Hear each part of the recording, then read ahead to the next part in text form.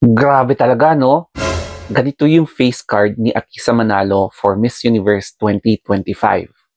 Kung i-me-maintain ni Atisa Manalo yung ganitong klaseng look throughout sa Miss Universe competition na malinis tapos mala-anghel ang itsura niya, talagang dudumugin siya ng mga pageant fans at yung hindi pa fans sa kanya na magiging fans din.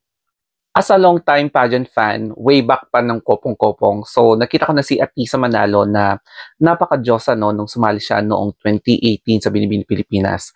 Na-overshadow lang siya dahil lahat nakatutok kay Catriona Gray. Pero eventually, first runner-up siya sa Miss International. And dito mo talaga masasabi na, ay, pwede pa tong sumali ulit. Kasi siya yung pinakabata sa batch noong 2018. And ayun na nga, nangyari ulit na sumali siya sa Miss Universe Philippines. And ngayon, hinog na siya para, if ever possible ha, pero ayoko mag-expect para sa fifth crown. Balikan natin yung face card ulit ni Atisa Manalo via her official portrait.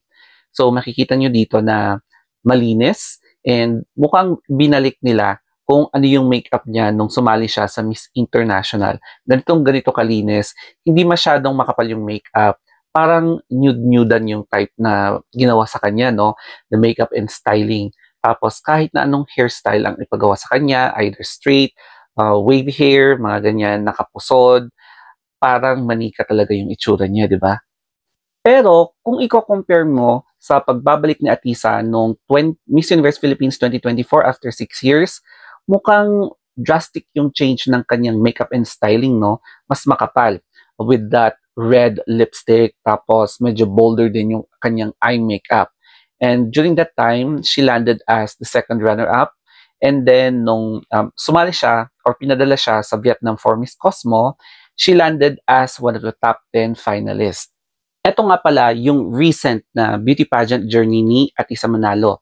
So as you can see, there are 4 shades of Atisa, yung different styles ng makeup sa kanya. So makikita natin dito sa taas yung pagsali niya sa Binibining Pilipinas, and then sa Miss International, and then dito sa baba, sa Miss Cosmo, and then sa Miss Universe Philippines.